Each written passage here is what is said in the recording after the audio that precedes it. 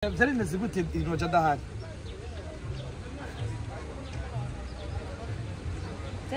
Byari bimeze gute Roja adahari? Nicyo cyatumye guhara. Birashoboka. Si uyu wese ugesema.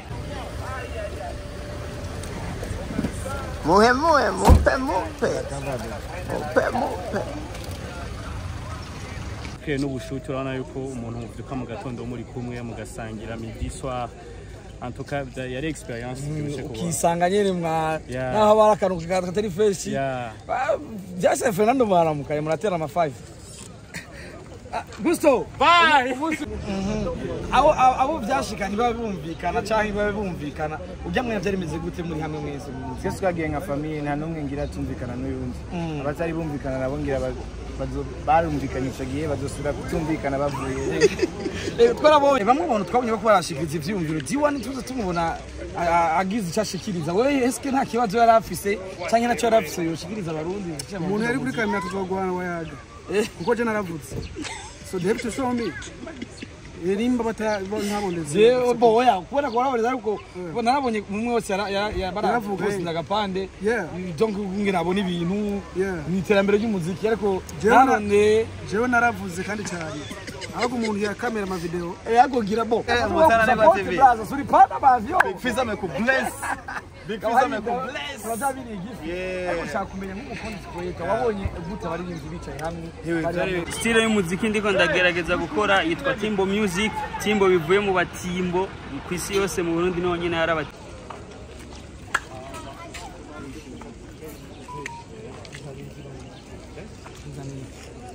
Isto muramubona ntabibaye mishora ntabize Kasiba Oye, gusto la kuvugisha gato yabaye. Imeze gute rero? Imeze sana. Mugana zari imeze gute? Kandi byari imeze fresh sana, donc c'était une expérience bien. Ura n'abandi ba artist bagenzawe mugasharinga ama idea umenyi. Jewe nzi haruta kizi haruti ya Jenhazi so it was a good thing. Narabonye uravuze amajambo akomeye cyane ku iterambere ry'umuziki ndetse abo mwasize no twararyoye cyane kubera ko twana wo bifuza iterambere kubana indwi yose n'abaririmbyi b'abarundi udasangiye ivyumviro ariko musangiye umuziki byakoroheye bon byari byoroshe ariko kandi byari byoroshe bica bivana n'umutwe w'umuntu ufunganye ariko nibaze ko mu byo twari twagiyemo ego c'est vrai twese twari aba artist ariko ico novuga nyamukuru cyari cyatujanye ko ari kugira ngo dusangira amayidi rero like je kuri jewe ku ruhande rwanje byaranyoroheye kugerageje kuraba klima twari kumwe n'abandi baririmbyi twarakeye n'ubushuti urabona yuko umuntu uvyuka mu gatondo muri kumwe mugasangira midi soir en tout cas yari experience byose kuba ukisanga nyene mwa naho barakanuka katari fresh byase Fernando baramukaye muratera ama 5 Gusto bye umunsi wiza bakunzi bo mu Tunanirwa TV uri ka boss for real numu influencer numu content creator yizewe na Yaga aragenda kuzarafata utuntu dutandukanye niwe yatumiye muri na vibe murongo ibintu birenze hariya Maji umeze neza fresh yawana asante sana by the way ndaje ukubona mutana na TV suri pana bavyo Big Fiza me ku bless Big Fiza me ku bless Roja biri gift ariko shaka kumenya nk'umukozi kweta wabonye gute baririmbyi bicaye hamwe byari ibintu biryoshe by the way twaragiye twarasohotse aho byaboneka yuko Fernando na Melanie baricarana bagatera inkuru z'abajamati nukuri ari mu iryoshe twamaze byose tumeze fresh kandi ego wowe umukozi kweta canke nk'umumenyesha makuru ni iki watahuye ku barinzi b'abarundi na cyane cyane mu conference baba bari mu jamwari ibibazo bafite ni byinshi mugabo solution batwize nuko bo nyine barafise moya n'ugendera ibibazo bivanye n'utuntu tumwe habaye collab habaye kwicarana bose bamwe bari kumwe twarabonye yuko ari ibintu byinshi byahinduka kubera ijya misi twari turi kumwe twese nta muntu n'umwe yigeze aja kukubiye twari turi kumwe twaratera inkuru Bernard akavuga ikibazo ciwe Monya akavuga ikibazo ciwe Drama akavuga ati bimeze ukunye ugasanga solution turayitoreye twese nyinshi nk'umukonzi creator cyangwa abakonzi creator niki kintu twakora kugira umuziki w'Uburundi cyangwa abarinzi b'Abarundi ubona bifatana mu nda wowe wabonye hoko message bambwiye ndabazanire mwiye aba artiste barabidogera bavuga yuko ibintu byiza navyo mwigera mu post mwamo post ama negativité ku platform yanyu ikindi kintu cica mu artiste ziga titre zanyu ico kintu baracidogeye cyane so nk'umu content creator cyangwa mu YouTuber cyangwa mu menyesha makuru hageze gupost ibintu please to paying attention turabe ko ico kintu artiste kimushira to the next kabisa level yego je ndibaza neza yuko nababwiye yuko abantu bose baza kuza nganza kuba bazi ibibazo bitandukanye n'umwe wese nivyo yagiye arabona unika boss for it umwe wa content creator ndakwibutsa kandi yuko ari mwiganwa best influencer award wapatia views blaza ishi kama banipi na pa grave nitugira abandi bari nyuma by the way abandi bari tumira abantu tu turabavugisha bote bana wazi kufanya kiriki abo kuna ngana myaza ndakwana dramatisiki yabo kwenda bimare byose ariko niko nagerageza kuvugisha bamwe bose kwa basohokera rimwe n'umutwe neza neza kubikora ujo vetu kuvemo ya fla Munyuka ni aje leo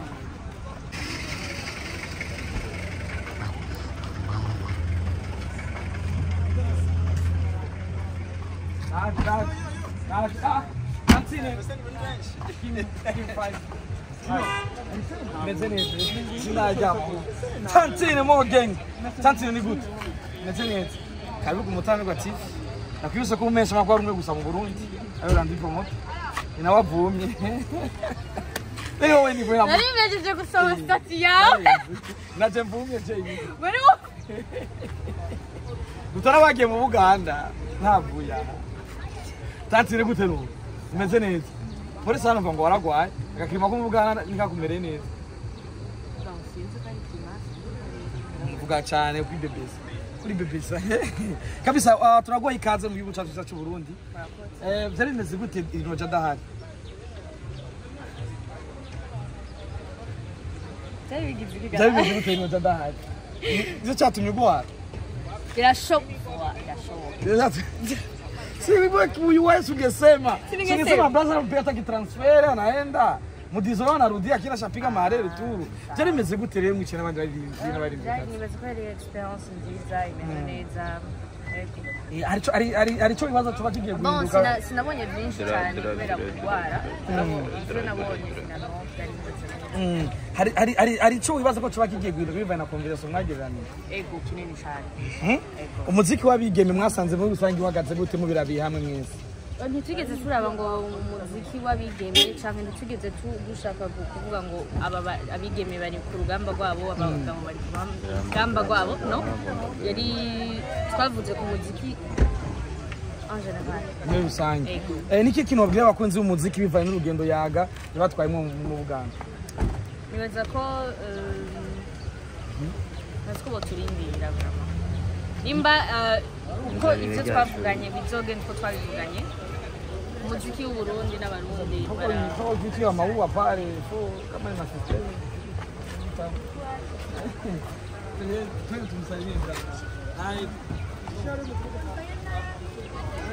Njira menga.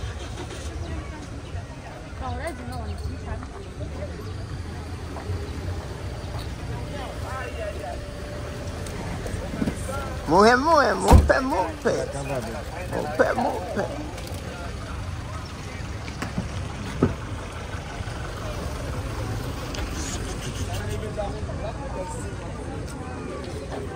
Kabisa, huyu ni baby killer, your favorite my G. Tayari naenda ruhusa vero milioni. Yangu baby killer.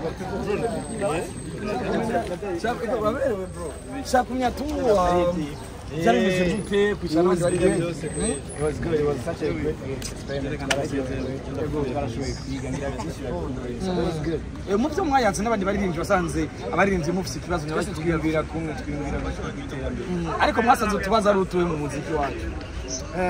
Twayanze byinshi byose bako dufata umwanya kumusaba byose nkabifatiye umwanya urabona nk'ubu ndarushe yego ndabizi none bimwe mu bibazo mwarabiye hamwe mwasanze mubihuriza ko ese mwabihurije ko mwaratwe solution zarabonetse kandi ngira mu minsi za ku ruhande rwo mu muzotangura kubona impinduka y'ibintu tugakora. Mwasanze uwo kosora canke uwo hindura yo barinde mu iterambere ry'umuziki. I don't know. Twavuye muri rusange twese nk'abartiste. Abo byashikanye babumvikana canke babumvikana ujya mwe byari meze gute muri hamwe mwese mu muziki. Twese twagiye nka famille nta numwe ngira tumvikana n'uyundi. Abatari bumvikana nabo ngira barumvikanye icyo gihe bazosubira kutumvikana bavuye. Twarabonye uri kura recordinga ariko la mwese. Na Vania canke mwese muzobibona. I'm not giving you any exclusive. Kweli. When my G? Anytime. Anytime from now. Ni kwa nguvu mu rugo. Yeah, pale. Kweli sana kubali. Kaka, ndinga plaza mnaiona BMW.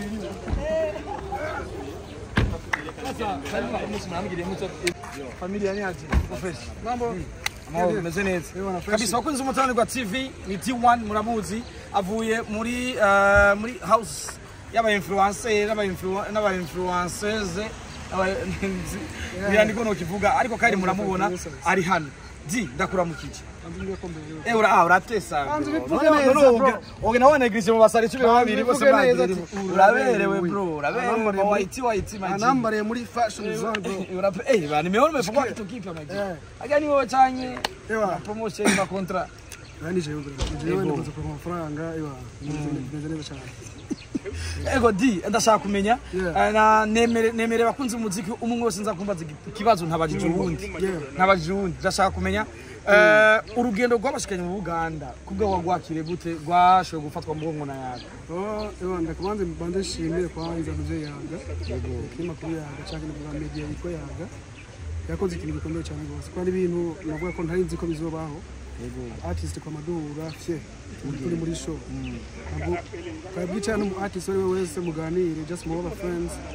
So yaga yabishoboye kubikora. Yaduhaye ibintu banavuga ko kuganje biri amazing. So twagize byiza n'aba artist tubagenzi so nukuri ni kintu cyiza cyane kuri munabishimye byose. Ego bamwe abantu twabonye ko barashikiriza ivyumviro D1 tuze tumubona agize cyashikiriza we eske nta kibazo yari afise canke nacyo yari afise yoshikiriza abarundi umuntu yari kuri kamera tuzogwana wayaga kuko je naravutse so they have to show me erimba bataboneze je boya kubona ko nabareza ariko narabonye umwe wose baravuga ndagapande donc ngira abone ibintu ni iterambere ry'umuziki ariko jewe naravuze kandi cyane ahubwo umuntu ya kamera ama video yagogira bo ngira zari nyinshi yazobare kuri mime zomubaza petete yazobare kuri menge tuvyitege none ahani mwasanze umuziki w'u Burundi gipfira hehe ntabwo twa tugiye kwiga aho umuziki upfira bamugiye kugira ibintu byinshi byatujanye naza yuko nk'abarongoye yaga naza ko muzo bahiganirwa bakababwira byinshi byatujanye ariko ibyabereye byose byari ibintu bishobora kudufasha mu iterambere ry'umuziki wacu. Mbega ndababaze ga D1 urumva ari bakunzwe kandi bakomeye iyo batanze message ishika kure mbega mwe bamwaributse kubaza caki mukunze kwidogera yuko hariho aba boss batanga amadini bataba amashow kandi mufite indirimbo zikunzwe kandi zikaze kandi mugezweho byose mwe mwarabiyagiye twaganiriye ko bro twaraganira ibintu byinshi hari ibintu by'ama investment harimo ibintu bya social media branding ibintu byinshi cyane rwose umva nta kintu na kimwe gihanze umuziki tutaganiriye ko muri make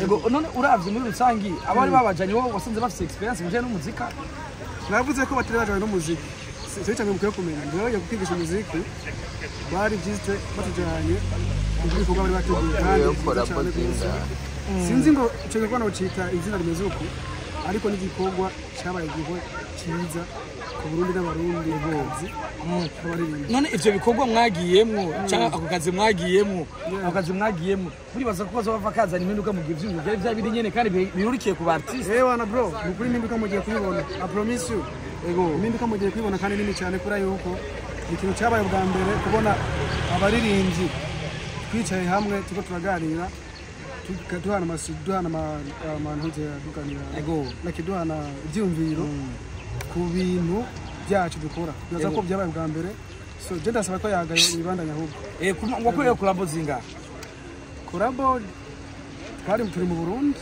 nta muntu ushaka collabo ngo ayiyime aho kuko collabo zihagisha kabisa. Thank you so much Meji, asante sana kabisa. Ngendo ruhuko twigira turababwiye ko umwe wese nza kubaza ikibazo ntabajije uwundi umutananirwa ntitwigera turarira konye kirasi kose kandi kugenda neza au tano hai Comment?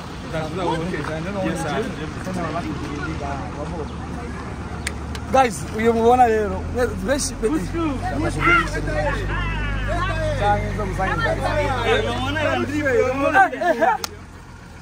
more guys umeze gute nitwigera tunanirwa na promoter uyu bamwita producer agi muramuzi benshi more musaza gute ro je nzakubaza ikibazo nabajije abandi biko nabiteguye ariko kuri production hapo ni kura kuruguta ibintu byawe